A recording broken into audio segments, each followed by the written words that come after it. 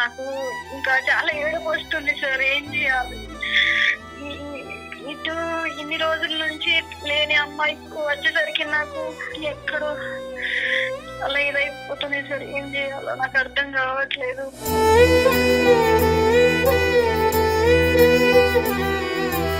ఈవిడతో మాట్లాడిన తర్వాత ఆమెనే నా మదర్ అని చెప్పి తెలిసిందండి. అమ్మ చనిపోయింది అనే స్థాయికి నాన్న ఎందుకు చెప్పాడు?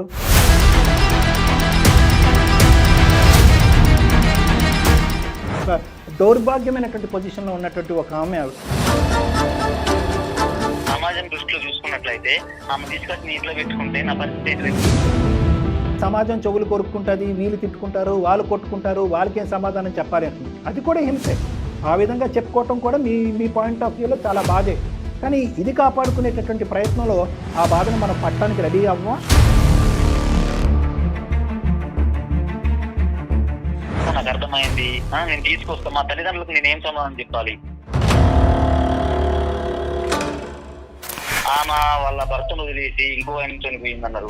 ఇంకో ఆయన చనిపోయిన తర్వాత మళ్ళీ వదిలేసి ఎట్లా సార్? ఒక సినిమా ఇదేమన్నా సినిమాల ట్విస్ట్ లాగా సరే.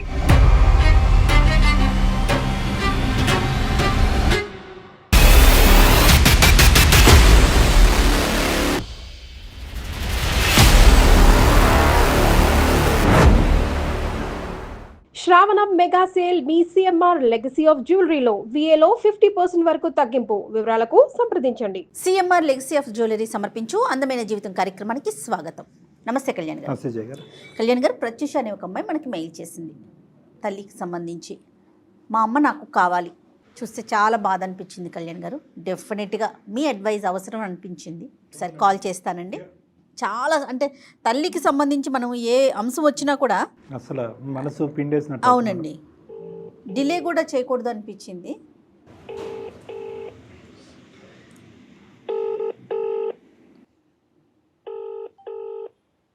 నమస్తే అండి, ప్రత్యూష గారు మాట్లాడేది. అవునండి, నేను జయానండి, సుమన్ టీవీ అందమైన జీవితం ప్రోగ్రామ్ నుంచి కాల్ చేస్తున్నాను. థ్యాంక్ యూ సో మచ్ అండి కాల్ చేసినందుకు. ఓకే ప్రత్యూష గారు, మన నాతో పాటు డాక్టర్ కళ్యాణ్ చక్రవర్తి గారు కూడా ఉన్నారు. ఒకసారి మాట్లాడండి. Okay madam.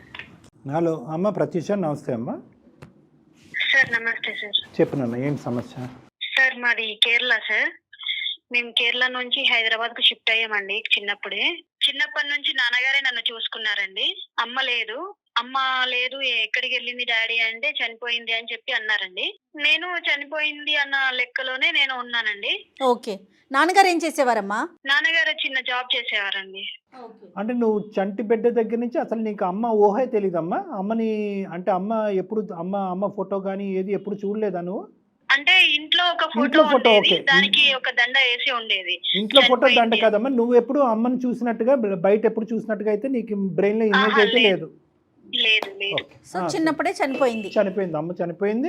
నాన్న ఒక్కడే ఇంకో పెళ్లి చేసుకోకుండా నిన్ను పెంచాడు. ఇప్పుడు నీ వయసు ఎంతమ్మా? 25 అండి. 25. రైట్, చెప్పు నాన్న. కాదమ్మా, నానమ్మ గాని అమ్మమ్మ గాని ఎవరు లేరా? నాన్నగారే పెంచారా నిన్ను? నాన్నగారే పెంచారండి. రైట్. వెరీ ఓకే గుడ్, తల్లి, గ్రేట్, చాలా గ్రేట్. చెప్పమ్మా. కాలేజ్ టైంలో ఒక అబ్బాయి పరిచయం అయ్యాడు. అబ్బాయి తోటే లవ్ మ్యారేజ్ చేసుకున్నాను. 5 years అవుతుంది ఇప్పుడు నాకు మ్యారేజ్ అయిపోయి. నాన్న ఒప్పుకొని చేశారా? ఏంటండి? పెద్దల అంగీకారంతో జరిగిందమ్మా పెళ్లి? అవునవును, నాన్నగారి ఇష్టంతో పెళ్లి జరిగింది. నాకు ఒక పాప. మా ఆయన కూడా నన్ను చాలా బాగా చూసుకున్నారండి, అమ్మలేని లోటు లేకుండా. ఇప్పటి వరకు అయితే హ్యాపీగా ఉన్నాం. 1 month బ్యాక్ మా నాన్నగారు అయితే చనిపోయారు సార్. నాన్నగారు చనిపోయిన తర్వాత ఇక్కడ నేనే వచ్చి ఇక్కడ కార్యక్రమాలన్నీ జరిపించానండి. నేను మా ఆయన ఇద్దరం. ఎట్లా చనిపోయారు నాన్నగారు? హార్ట్ అటాక్ అండి. ఇప్పుడు రెంట్ హౌస్ కాబట్టి వీళ్ళు కాల్ చేశారండి, వచ్చి సామాన్ అయితే తీసుకెళ్ళాలి కదా. వీళ్ళు కాల్ చేసిన తర్వాత ఇక్కడికి వస్తే మీకోసం ఎవరో వస్తున్నారమ్మా, ఇది వరకు ఒక 2 times వచ్చారు ఒక ఆవిడ అన్నారండి. అంటే ఎవరు నాకైతే తెలియదు, నాకే అర్థం కాకుండా ఎవరని చెప్పేసి నేను అక్కడే ఉండి తెలుసుకుని ఆవిడకి వెళ్ళి కలవడం జరిగిందండి. మీకోసమనే చెప్పారా నాన్నగారి కోసం అంటున్నా? నా కోసం. ఇప్పుడు నాన్నగారు చనిపోయారని తెలిసి ఇక్కడికి వచ్చారంట. అమ్మ నాన్నగారు చనిపోయారు అని చెప్పి నిన్ను చూడటానికి వచ్చారు, అంతేనా? ఈ విషయం నీకెవరు చెప్పారమ్మా? ఎవరో వచ్చి నిన్ను ఎత్తుకుంటున్నారని? ఇంటి ఓనర్ వాళ్ళు చెప్పారండి. ఓకే, వాళ్ళ పేరు కానీ ఇవేమి పూర్వపరాలు ఏం కనుక్కోలేదా వాళ్ళు? ఏంటి విషయం అంటే లేదు నార్మల్ గా చనిపోయారు కదా మాట్లాడడానికి వచ్చినట్టు తెలిసింది. ఆ, సరే అని చెప్పేసి ఆవిడను నేను ఉన్నప్పుడు కూడా ఒక రోజు రావడం జరిగింది అన్నమాట. మా నాన్నగారేమో అమ్మ చనిపోయింది అన్నారండి, కానీ ఈవిడతో మాట్లాడిన తర్వాత ఆమెనే నా మదర్ అని చెప్పి తెలిసిందండి. ఆ? అంటే ఏంటమ్మా మీ అమ్మగారని తెలియటం ఏంటి?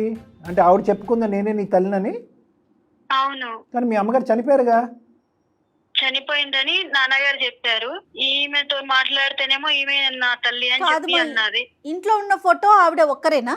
ఆ ఫోటో ఈ ఫోటో కొంచెం డిఫరెంట్, అంటే ఏజ్ డిఫరెంట్ ఉండడం వల్ల నేను సరిగ్గా గుర్తుపట్టలేకపోయినా. తర్వాత చూస్తే ఆవిడే అండి. ఆవిడ ఎక్కడ ఉంటున్నారు అంటున్నా. ఇప్పుడు ఓల్డేజ్ హోమ్ లో ఉన్నారు. అమ్మ చనిపోయింది అనే స్థాయికి నాన్న ఎందుకు చెప్పాడు? అమ్మ చిన్నప్పుడు గొడవపడి వెళ్ళిపోయిన తర్వాత వేరే మ్యారేజ్ చేసుకుంది. వేరే మ్యారేజ్ చేసుకున్న తర్వాత కొద్ది రోజులు ఆయనతోటే ఉంది. ఆయన కూడా చనిపోయిన తర్వాత మళ్ళీ తిరిగి వచ్చింది ఇంటికి. తిరిగి వస్తే నాన్న నాకు వద్దు, ఇంకా నా పరువు పోతుంది, ఇంకా నువ్వు పెళ్లి చేసుకుని వెళ్ళిపోయిన దానివి అక్కడే ఉండు, అతను చనిపోయాడని మళ్ళీ నా దగ్గరకు వచ్చావా అని చెప్పేసి నాన్న రానివ్వలేదు. వెళ్ళిపోయి బయటనే ఒక ఒంటరిగా కొద్ది రోజులు వేరే దగ్గర రెంట్కుండి, తర్వాత వృద్ధాశ్రమం ఉంటది కదా అక్కడే ఉన్నది. మా నాన్న చనిపోయాడనే విషయం తెలిసి వచ్చారండి. కలవడం అయితే నాకు చాలా హ్యాపీగా ఉంది. కానీ మీ వారికి చెప్పావమ్మా నువ్వు అన్నీ? చెప్పాను మేడం. ఓకే, అతను ఏమంటాడు? వద్దు, ఇన్ని రోజులు లేని అమ్మ ఇప్పుడు ఎట్లా వస్తది, ఇప్పుడు వచ్చిన ఆమె ఇదేమన్నా సినిమానా, ఇట్లా ఇంత సడన్ గా ఇట్లా రావడానికి? ఇన్ని రోజులు లేని అమ్మ ఇప్పుడు ఎట్లా వచ్చింది, నేను ఒప్పుకోను.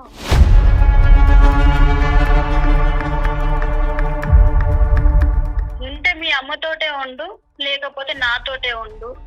ఇన్ని రోజులు నీకు హ్యాపీగా చూసుకున్నాను, ఇప్పుడు కూడా అట్లనే ఉండాలి అంటే అంటే అది అబ్బాయి ఒక్కటి గురించే కాదు కదా మేడం, వాళ్ళ ఫ్యామిలీ మెంబర్స్ చెప్పాలి, అందరికీ చెప్పాలి. లేని తల్లి వచ్చింది, లేని అత్తగారు ఇప్పుడు వచ్చింది అంటే కనుక అది వినటానికే బాగుంటుంది. కానీ at the end of the day అమ్మ ఇవన్నీ ఒక ఎత్తు, కానీ అంటే ఎంత పరితపించి ఉంటుందమ్మా మీ అమ్మగారు. సరే జీవితంలో ఒక తప్పు చేసింది, నాన్న ఎంత బాధపడ్డాడో ఎంత హింస పెట్టాడో మనకు తెలియదు, కానీ ఆ ఇంట్లోంచి బయటికి వెళ్ళిపోయింది, బయటికి వెళ్ళి ఒక పెళ్లి చేసుకుంది, అది ఆవిడ చేసినటువంటి తప్పు. తర్వాత ఆ వ్యక్తి చనిపోయాడు, మా అమ్మాయి ఆవిడకి బుద్ధి వచ్చి మళ్ళీ వెనక్కి వచ్చింది.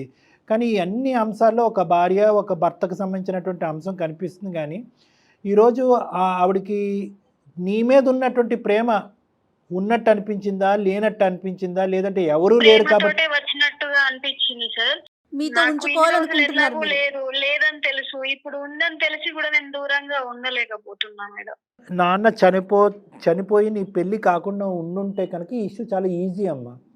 కానీ ఇక్కడ ఏంటంటే నీ జీవితంలో వేరే కుటుంబం అనేటటువంటిది వచ్చింది. కేవలం నీ ఇష్టం నీ కోరిక అనేది కాదు, నీ భర్త ఇష్టం, నీ భర్త యొక్క ఫ్యామిలీ మెంబర్స్ ఇష్టం కూడా.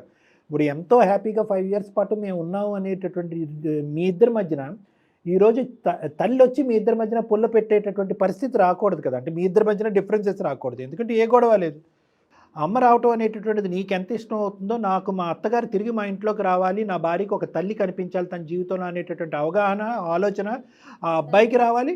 ప్లస్ ఆ అబ్బాయి ఏ స్థాయిలో మీ అమ్మగారిని యాక్సెప్ట్ చేయాలి అంటే 100 మంది వచ్చి మీ కుటుంబం మీద, నీ మీద, మీ అమ్మగారి మీద వేలెత్తి చూపెట్టినా కూడా మీరు ఎక్కడుంటే అక్కడే ఉండండి అనే విధంగా ఒక మగాడుగా అడ్డుగోడగా నిలబడేటటువంటి ప్రయత్నం, అటువంటి బలం నీ భర్తకు కూడా ఉండాలి. ఆ స్థాయి వరకు తీసుకెళ్తే నీ కోరిక తీరినట్టేనమ్మా.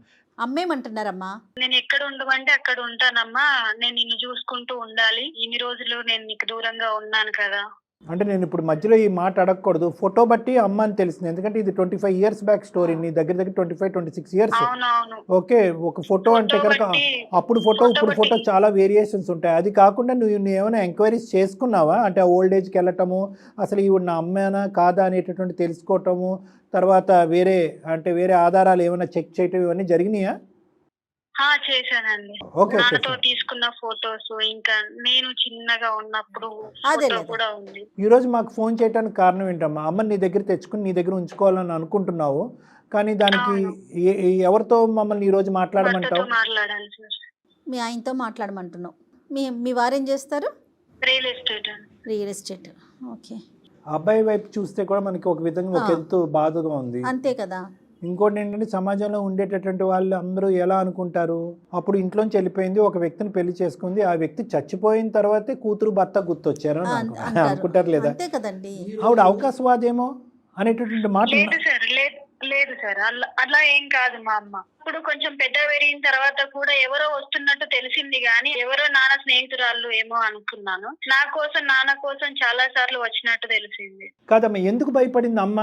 ఎందుకు నిన్ను కనెక్ట్ అయ్యి రా బంగారం అని చెప్పి ఒక్కసారి నిన్ను ఎందుకు హక్ చేసుకోలేదు? ఇంట్లో నుంచి గెంటేసిండు, ఇంకెప్పుడు కనిపించొద్దు అని చెప్పి చాలా గట్టి వార్నింగ్ అయితే ఇచ్చారంట నాన్నగారు. Okay okay. నాకు ఇంకా చాలా ఏడుపు వస్తుంది సార్, ఏం చేయాలి?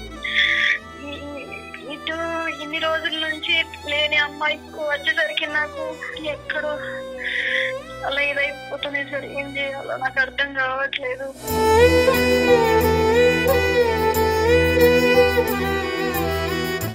చాలా క్రిటికల్ సిచ్యువేషన్.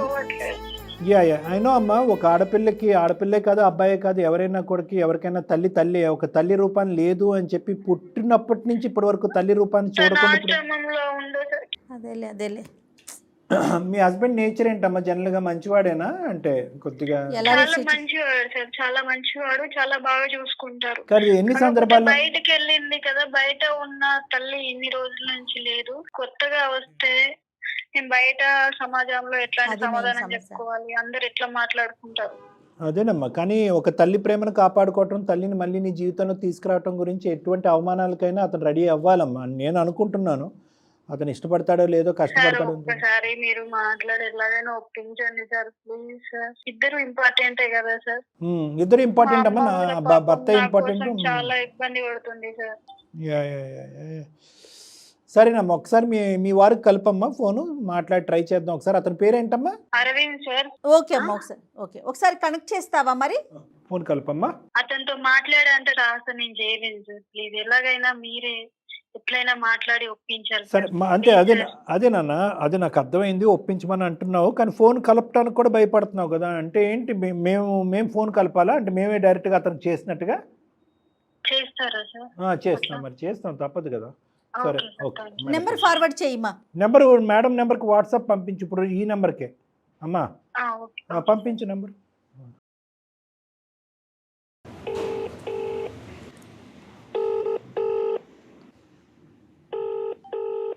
హలో నమస్తే అండి అరవింద్ గారు, నేను జయానండి, సుమన్ టీవీ అందమైన జీవితం ప్రోగ్రామ్ నుంచి కాల్ చేస్తున్నానండి. మీరు ఒక్క 2 minutes టైం ఇవ్వగలుగుతారా? మీ వైఫ్ ప్రత్యూష మాకు ఒక మెయిల్ చేసిందండి. తను ఒక సమస్యను ఎదుర్కొంటున్నాను, నాకు దీనికి సరైన మార్గం తెలియట్లేదు. అందమైన జీవితం ప్రోగ్రాంలో డాక్టర్ కళ్యాణ్ చక్రవర్తి గారి ద్వారా నాకు ఒక సరైన సలహా కావాలని చెప్పి, మీ పర్సనల్ విషయమే అయి ఉండొచ్చు, బట్ తనకు దిక్కుతోచగా మా దాకా వచ్చిందండి తన ఒక సొల్యూషన్ కోసమని. సో మీరు ఒక్క 2 minutes ఇచ్చారంటే ఒక్కసారి మాట్లాడదామండి. Right, thank you so much అండి. డాక్టర్ గారు కూడా ఇక్కడే ఉన్నారు, ఒక్కసారి మాట్లాడండి. ఫ్రీగా ఉన్నారు అరవింద్? ఒక few minutes. ఓకే, మీరు రియల్ ఎస్టేట్ చేస్తూ ఉంటారంట కదా, ఎలా ఉంది, పర్లేదా వ్యాపారం? బాగానే ఉంది. మీరు ప్రత్యూష చాలా చక్కటి జంట అని విన్నాను. చాలా గొప్పగా చెప్పింది ప్రత్యూష, అంటే మీ మ్యారేజ్, మీ ప్రయాణం గురించి. కానీ ఇప్పుడు ఏంటంటే ఒక అంతు చెక్కినటువంటి ఒక సమస్య వచ్చి పడింది. దాని గురించి ఆల్రెడీ మీకు తెలుసు. అదేంటంటే ఇప్పుడు 25-26 years తర్వాత తన తల్లి మళ్ళీ తన జీవితంలో ప్రవేశించి నాన్న బంగారం అని చెప్పి దగ్గర తెచ్చుకుంటుంది ఆ అమ్మాయిని. అమ్మాయి ఈరోజు ఒకేసారి తల్లి ప్రేమను చూడగానే ఎల్లకాలం ఆ తల్లి ప్రేమని తన పక్కనే పెట్టుకోవాలి, ఉండాలనే కోరిక, తపన తనకు అనిపిస్తున్నట్టు మీకు తెలుసు, నాకు తెలుసు.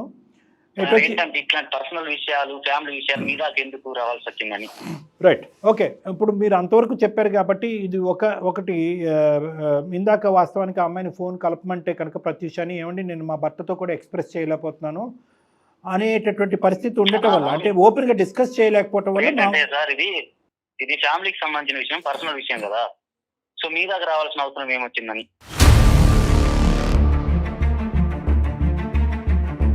చాలా పర్సనల్ ఇష్యూ మీ వరకు ఎందుకు అనేటటువంటి డిస్కషన్ మీరు అనొచ్చు.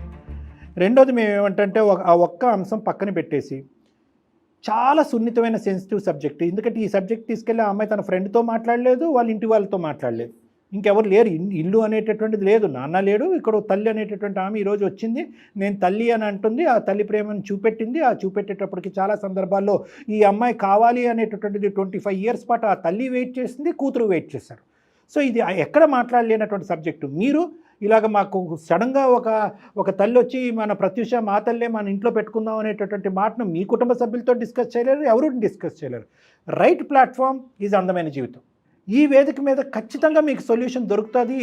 ఇలాంటి వాటికంటే ఇంకా చిక్కుముడి సమస్యలకి ఈ వేదిక ద్వారా సొల్యూషన్ చూపెట్టేటటువంటి ప్రయత్నం నేను జయ గారు చాలా వరకు చేసామని మేము చెప్పుకోవచ్చు ఈ లాస్ట్ 3 yearsలో. కానీ ఇక్కడ ఏంటంటే ఈ తల్లి ప్రేమ అనేటటువంటి కాన్సెప్ట్ వచ్చేటప్పటికి మా చేతులు కట్టేసినట్టు అయిపోతుంది అరవింద్. తల్లికి సంబంధించినటువంటి స్వచ్ఛమైనటువంటి ప్రేమని బహుశా ఏ ప్రేమ కూడా ఇంకా ఎటువంటి ప్రేమ కూడా అది అధిగమించదు, అతిక్రమించదు. అంటే దాన్ని క్రాస్ చేసేటటువంటి కెపాసిటీ తల్లి ప్రేమకు అంత గొప్ప ప్రేమ. మీరు అనుభవించుంటారు, మీకు మేము ప్రత్యేకించి చెప్పని అవసరమే లేదు కదండి అరవింద్ గారు. కాబట్టి నేను జయ గారు కొద్దిగా ఫ్రీడమ్ తీసుకుని మిమ్మల్ని అడగకుండానే మీకు ఫోన్ కలిపి దీనికి ఏదో ఒక సొల్యూషన్ అర్జెంటుగా వెతకాలి అనేటటువంటి ఉద్దేశంతో మీ దగ్గర రావటమే జరిగిందే కానీ అంతేగాని చీటికి మాటికి ప్రతి పర్సనల్ అంశంలో మేము తలదూర్చి అనవసరమైనటువంటి చిరాకులు మీకు తెప్పించే ప్రయత్నం చేయరు. మాకు అంత సమయం కూడా ఉండదండి. ఇది చాలా ఇంపార్టెంట్ ప్రేమతో కూడినటువంటి తల్లి ప్రేమకు సంబంధించిన సబ్జెక్ట్ కాబట్టి మీ వరకు రావడం జరిగింది అరవింద్ గారు. ఓకేనా అండి? సో నేను అర్థమైంది. ఇప్పుడు ఏంటంటే 20 years నుంచి లేని ప్రేమ ఇప్పుడు వచ్చి ఆల్రెడీ వాళ్ళ నాన్న వాళ్ళు నాకు చెప్పారు అంటే ఆమె చనిపోయిందని చెప్పారు. నేను ఆమెని కాలేజీలో లవ్ చేసి పెళ్లి చేసుకున్నా సార్. 5 years అయినా నేను పెళ్లి చేసుకొని ఆమెని వాళ్ళ అమ్మ లేని లోటు కూడా నేను తీర్చిన. అంటే అంత హ్యాపీగా నేను చూసుకున్నా సార్. అందులో సందేహమే లేదండి, చెప్తా ఉంది అబ్సల్యూట్ 210%. మీరు చెప్తున్నారు, నాకు అర్థమైంది మీరు చెప్తున్నారు. ఓకే, కాకపోతే నాకు కూడా ఒక చిన్న పాప ఉన్నా సార్. ఇప్పుడు ఆమె వాళ్ళ భర్తను వదిలేసి ఇంకో ఆయన చనిపోయింది అన్నారు. ఇంకో ఆయన చనిపోయిన తర్వాత మళ్ళీ వదిలేసి మళ్ళీ ఇక్కడ ఇంటికి వచ్చి మా కూతురు ఉంది వస్తా అంటే ఎట్లా సార్? ఒక సినిమా ఇదేమన్నా సినిమాల ట్విస్ట్ లాగా సార్.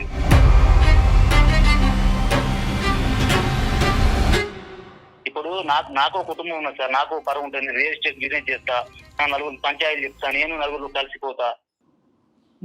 చుట్టుపక్కల చాలా మంది చెవులు కోరుకుంటారు సార్. అట్లాంటి పరిస్థితి. ఇప్పుడు నేనేం చేయాలి సార్? చెప్పండి, మీరే చెప్పండి. ఇప్పుడు ఇక్కడ సడన్ గా వచ్చి నేను అంటే మీరు చెప్పే దాంట్లో ఒక్కటి కూడా తప్పు లేదండి. 100% కరెక్ట్ చెప్తున్నారు. కానీ అనేదే ఉంది అంతే. మాకు ప్రత్యూష చాలా వివరంగా చెప్పినటువంటి కథ నేను మీకు ఒకసారి చెప్తాను.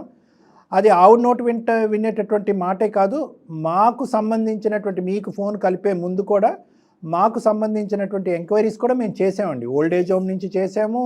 ప్రత్యూష వాళ్ళ మదర్ యొక్క క్యారెక్టర్ అనేటటువంటిది ఈరోజు మనం ప్రత్యేకంగా అసాసినేట్ చేయవలసినటువంటి అవసరం లేదు. వేరే వాళ్ళు ఏం చెప్పారు అనేది తీసి పక్కన పెట్టండి, వాళ్ళ నాన్నగారు ఏం చెప్పి మీకు పెళ్లి చేశారనేది పక్కన పెట్టండి. ఆవిడకి వాళ్ళ భర్తకి మొదటి నుంచి చాలా ఈ గొడవలు ఉన్నాయి. అతనికి విపరీతమైనటువంటి అనుమానం ఉంది. చనిపోయినటువంటి వ్యక్తి గురించి మాట్లాడటం నాకు ఇష్టం లేదు, కానీ ఇవన్నీ వాస్తవాలు. కొన్ని సందర్భాల్లో భర్త దగ్గరకు వచ్చినప్పుడు నువ్వెవరో అన్నట్టుగా అతని ఇంట్లోంచి బయటకు పంపించేశాడు. ప్రత్యూషాన్ని తల్లి వైపు చూడకుండా కూడా జాగ్రత్త పడ్డాడు. తల్లి చనిపోయిందని చెప్పి దండ వేశాడంట కదా. చనిపోయిందని దండ వేశాడు.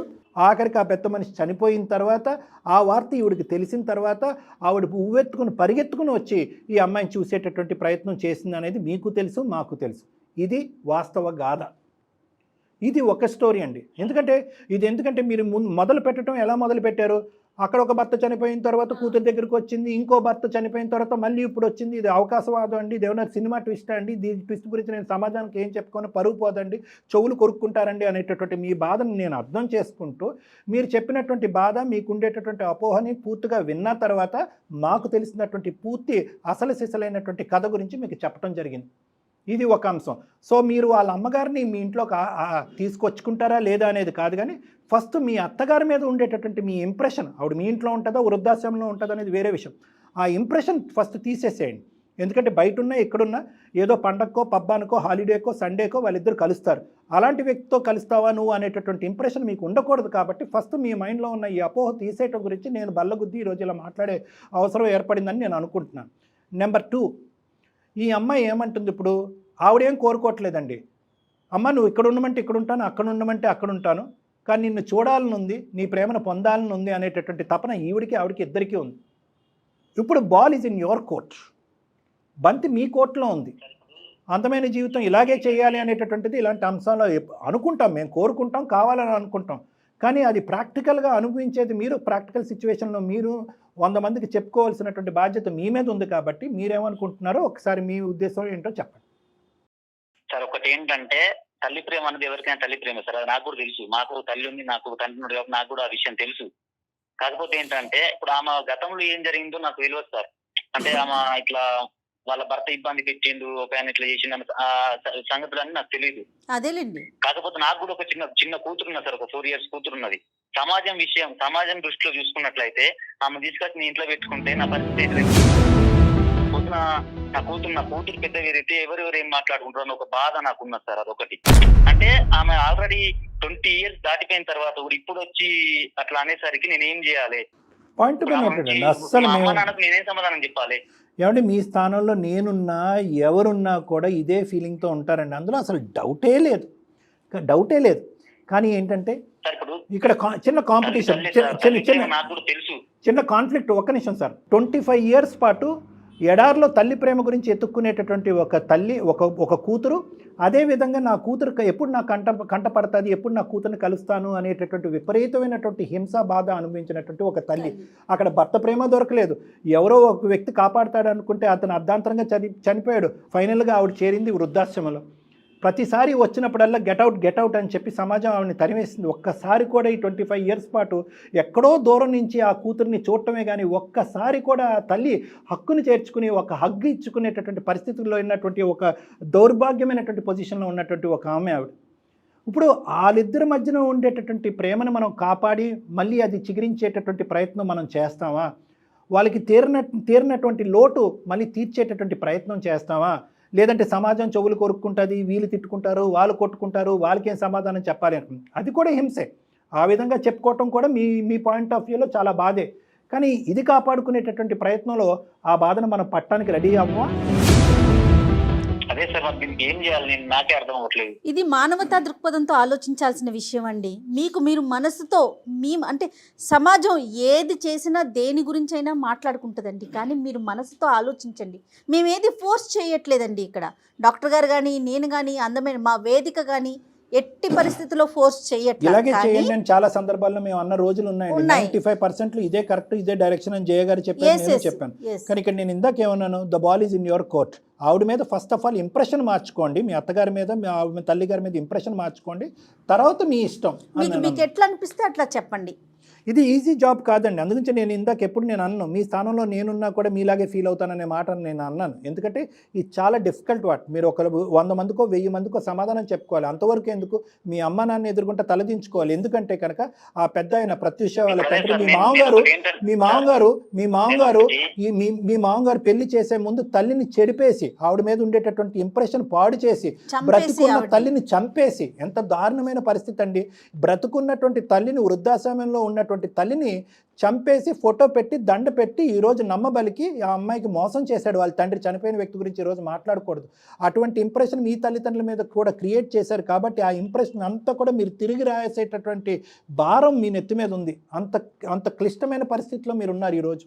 కానీ at the end of the day తల్లి ప్రేమని మళ్ళీ రీక్రియేట్ చేయాలి. ఏం సార్? నా తల్లిదండ్రులకు నేనేం సమాధానం చెప్పుకోవాలి సార్? నాకు అర్థం అవ్వట్లేదు. సరే, ఇప్పుడు నాకు తల్లి ప్రేమ నాకు అర్థమైంది, నేను తీసుకొస్తా. మా తల్లిదండ్రులకు నేనేం సమాధానం చెప్పాలి?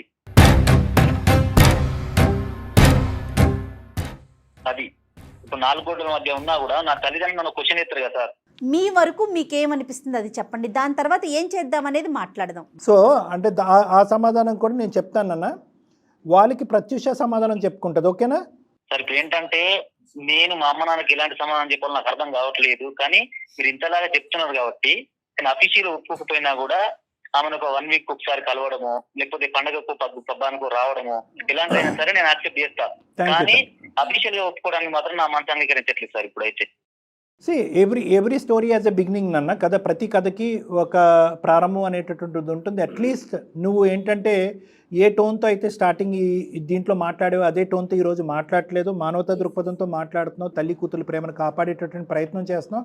ప్రత్యూషలో ఒక హ్యాపీనెస్ పూర్తి స్థాయిలో చూసేంత వరకు వాళ్ళిద్దరి యొక్క కలయిక అలా ఇలా ఉండటం, పూర్తిగా ఇంటికి వరకు తీసుకువచ్చి ఇంట్లోనే పెట్టుకోవటం కాదు అనేది ఫస్ట్ స్టెప్ టు సక్సెస్. చాలా హ్యాపీ నాన్న.